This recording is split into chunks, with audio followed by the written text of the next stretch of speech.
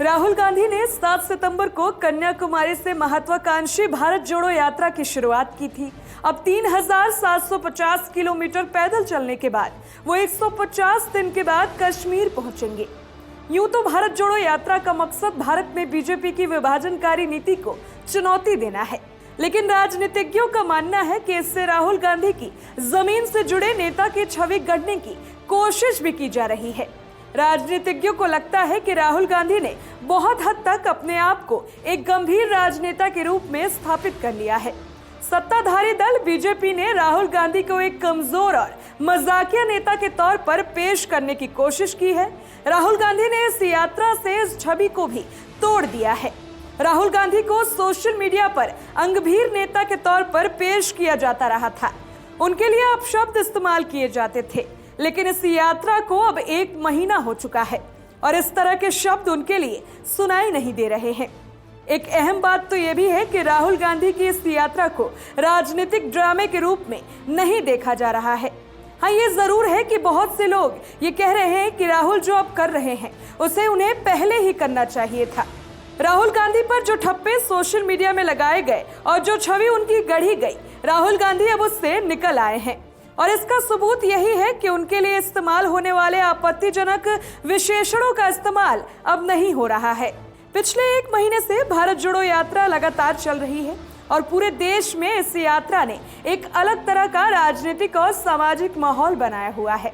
इस यात्रा की महत्वपूर्ण बातें तो ये हैं कि इससे ऐसी तस्वीरें निकल रही हैं जिन्होंने मौजूदा समय में दक्षिण भारत की राजनीति को हिला कर रख दिया है और इनका संदेश उत्तर भारत और देश के अलग अलग हिस्सों तक जा रहा है। कहीं न कहीं इस यात्रा ने उन मिथकों को भी तोड़ा है जो कांग्रेस और राहुल गांधी को लेकर बनाए गए थे। राहुल गांधी की यात्रा केरल से होते हुए कर्नाटक में 10 दिन बिता चुकी है। राहुल गांधी अपनी यात्रा के दौरान लोगों से सीधे संवाद कर रहे हैं, आम लोगों के साथ वक्त बिता रहे हैं, बातचीत में लोगों के घर भी जा रहे हैं और रह रहकर पत्रकारों के सवालों का जवाब भी दे रहे हैं।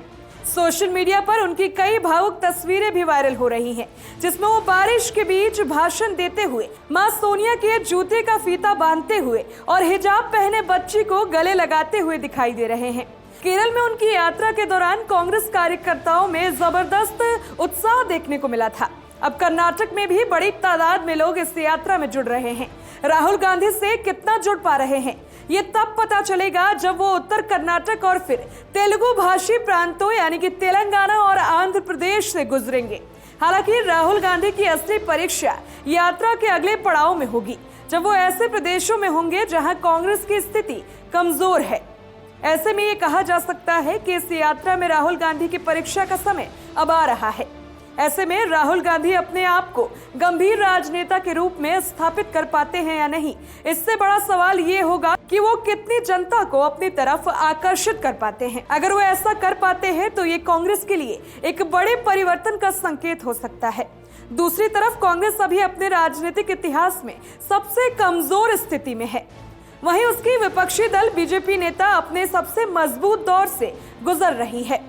बीजेपी ने बीते 2 लोकसभा चुनावों में ऐतिहासिक जीत हासिल की है और देश के आधिकारिक राज्यों में बीजेपी सत्ता में है। ऐसे में सवाल ये भी उठ रहा है कि क्या राहुल गांधी अपनी इस यात्रा से बीजेपी को चुनावी चुनौती दे पाएंगे या फिर नहीं। Special story desk, the view of India.